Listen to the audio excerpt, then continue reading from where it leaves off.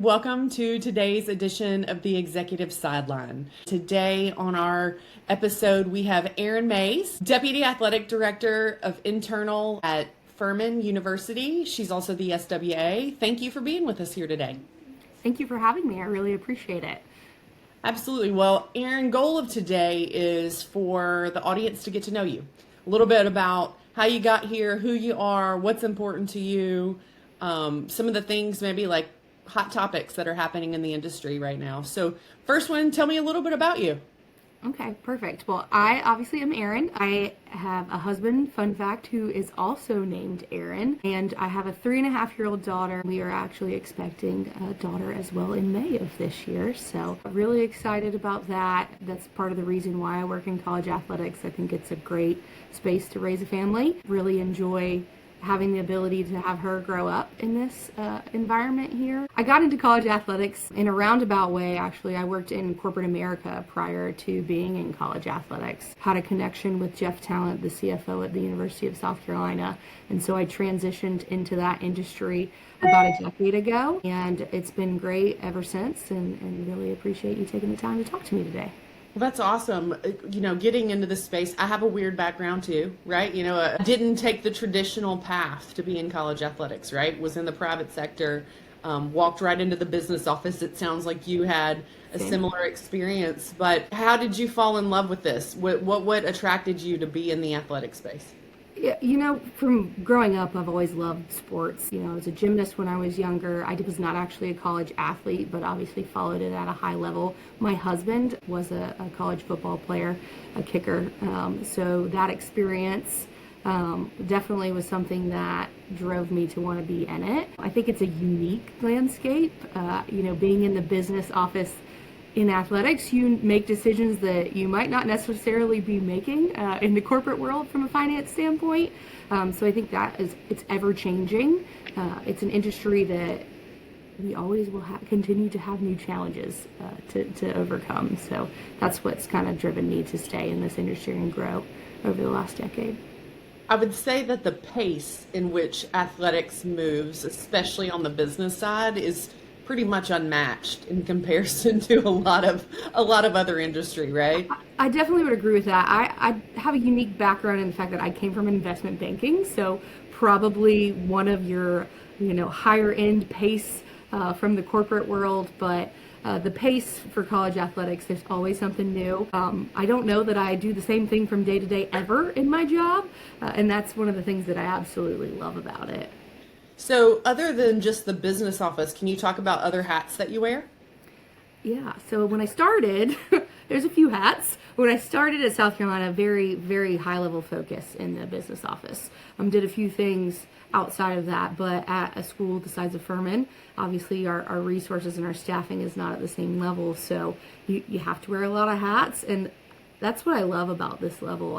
I get to transition from not only finance, but I get to pick up my hat and talk about capital projects, or I get to do some legal work, some HR work, game operations. Learned a lot about TV broadcasts in the last couple of years. So really just have the ability to flex and learn and be not necessarily an expert, but learn a lot to be able to be useful in a lot of different areas. That's been great at this level. So you've been at a P4 and now you're in FCS. Can you tell me, do you think it would be easier to transition up, or do you think it would be easier to transition down?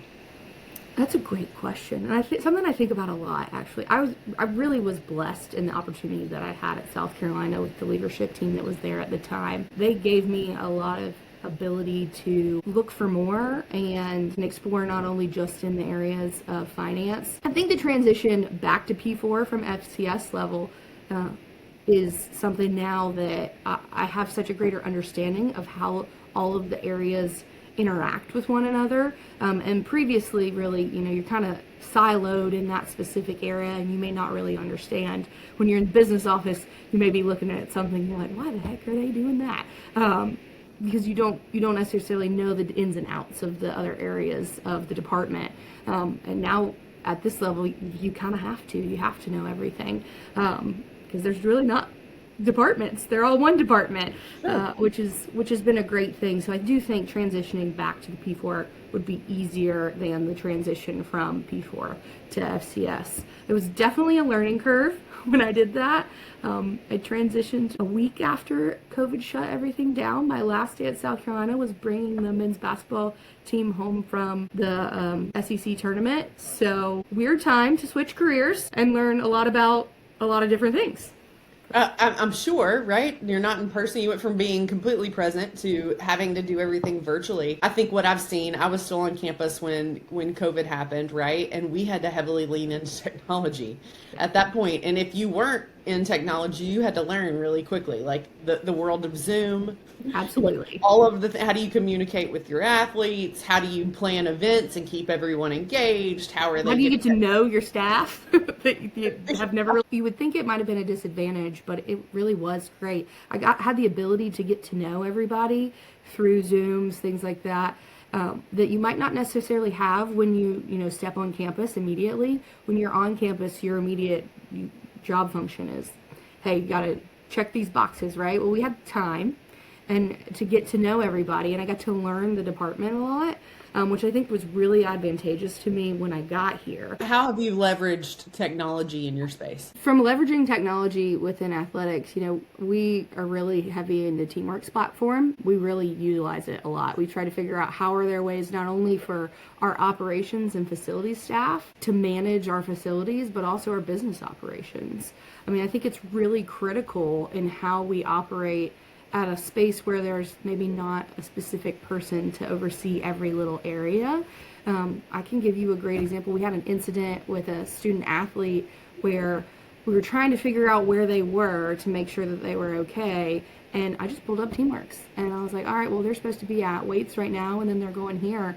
And knowing that, I knew I could pick up the phone and call the weight coach. And I think that's just something from a risk management standpoint that I obviously think about more as a business person than probably the rest of the department does, where we really utilize that and leverage it. We've been leaning a lot more into AI. How can we use AI to make things that we do more efficient, more effective, and maybe not necessarily like the things that have the greatest impact, but if we can use AI for maybe some of the lower hanging fruit that we spend a lot of time on, but they may not have the greatest impact on fans, on teams, things like that. Can we cut down that time usage and really use it where it's high level impact is what we've been looking into here at Furman. That's very interesting. I will say the risk management piece from a sports administrator seat is something that is absolutely how I use Teamworks when I was on a campus, and especially if you have more than one sport. If you have more than one sport that's in the same season, you can't be all places at all times for everybody. For me, that was definitely a time management tool. Okay, let's dig in a little bit deeper here. I want to talk a little bit about CABMA. That's why we're here today. We're here to talk about CABMA, the Athletic Business Managers Association. You know that both of us have been heavily involved in that space forever, but honestly, it's had tremendous impact on my career. Not only has it helped me build relationships and, elevate, because now I'm serving on executive committee. You want to talk a little bit about maybe your relationship with CABMA and how that's impacted you? Absolutely. So for me, I know I already mentioned, I came from outside of the college athletics space. And really that's where CABMA was such a great resource for me. Like I said, you wouldn't run necessarily corporate business the way you have to run an athletic department. So really learning and leaning on people and having a resource to ask questions to as I came into the space. Okay, how do you do this? Or there's got to be a more efficient way to go through this process. And that's been the greatest resource to me. One of the people that I feel like has been a tremendous resource, ironically, Kyle Ray, who's a Furman alum, I know he's on the leadership team as well, but he's somebody that's helped me not only think from the business standpoint, but how does the business standpoint impact maybe the facility standpoint and facility rentals and things like that. So having those resources and people who are more than willing to, say, hey, don't recreate the wheel. This is what we do here. This is what we've done there. It's been really great for my career. And then I think the more opportunities that it gives and presents, the more network that we have. I think one of the things I continue to want to do is to help develop my network a little bit more. And CABMA is such a great resource for that.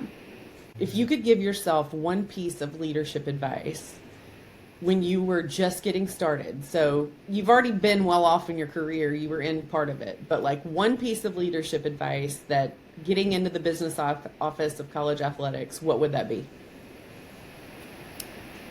It's a good question because I have two answers. So let's see the best answer. I actually think it'd be networking more earlier on.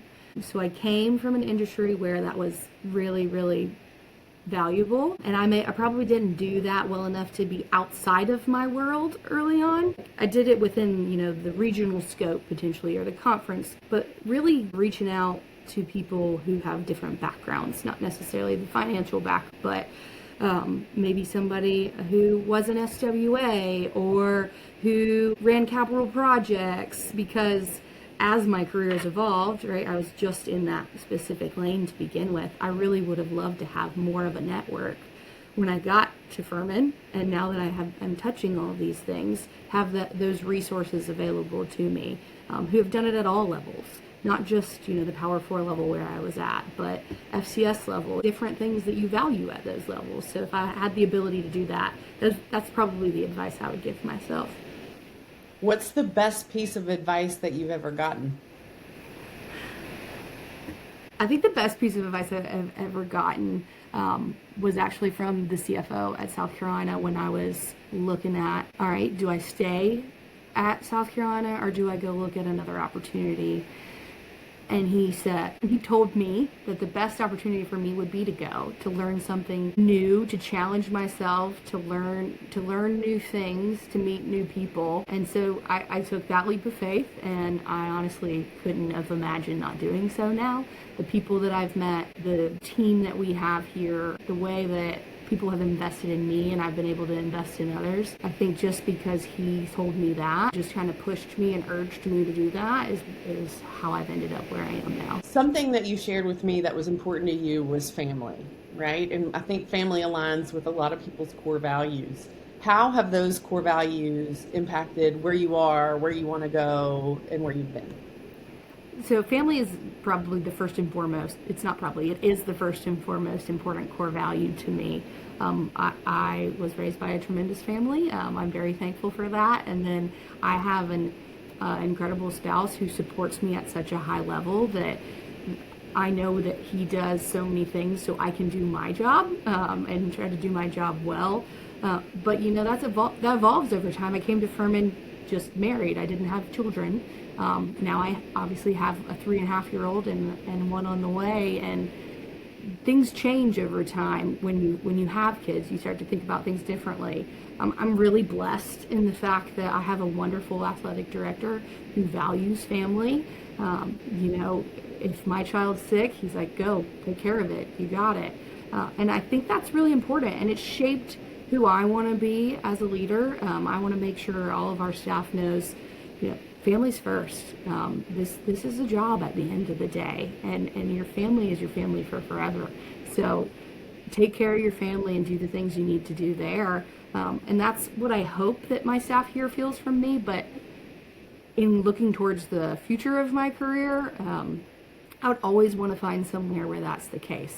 I can't imagine being anywhere different with a different athletic director than I have at the current moment.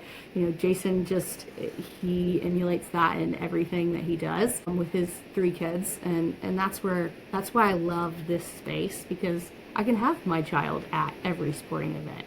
The athletes know her. Half of them are her babysitter. And I think that's a different, unique experience for a kid to grow up in. And I wish that that's what I had. And that's exactly what I will have for my kids going forward. Well, Bo's 18 now, and I promise his childhood wasn't bad. He's traveled with the football team, danced on SEC football fields, and sometimes our job is it takes us away from them, right? Like sometimes our job does, but like I think in hindsight, when they get to reflect back on their childhood and they got to sit in a suite or be on the sideline and some of these others, they'll be like, my mom's job wasn't so bad, right? Like my mom's job was pretty awesome. He may like it more than your investment banking job, right? Well, and I think that's the thing is a lot of kids don't have any idea what their parents do. I promise you, Ellie knows exactly what I do. She wakes up on a Saturday morning and she says, are we going to Timmons Arena today? but she says it with excitement, and that's what I love about it. Is it's a place where, you know, she knows everybody from the facilities to the security to the police that are there on game day, and that's a special, unique thing to have, for sure. I think the FCS space is very, you know, is the FCS space is a very unique place, but it's also a very special place. You get to be close to coaches, you get to be close to kids. My kids got to experience relationships with student athletes that they may or may not at somewhere a little bit bigger, but he knew kids across all sports, right? Because we are across all sports rather than individually, but just traveling with the team, him getting to see that. My kid's going to be a college athlete now, but he got to see what that looks like, at least for the time that I was in the space. But, well, thank you for your time today.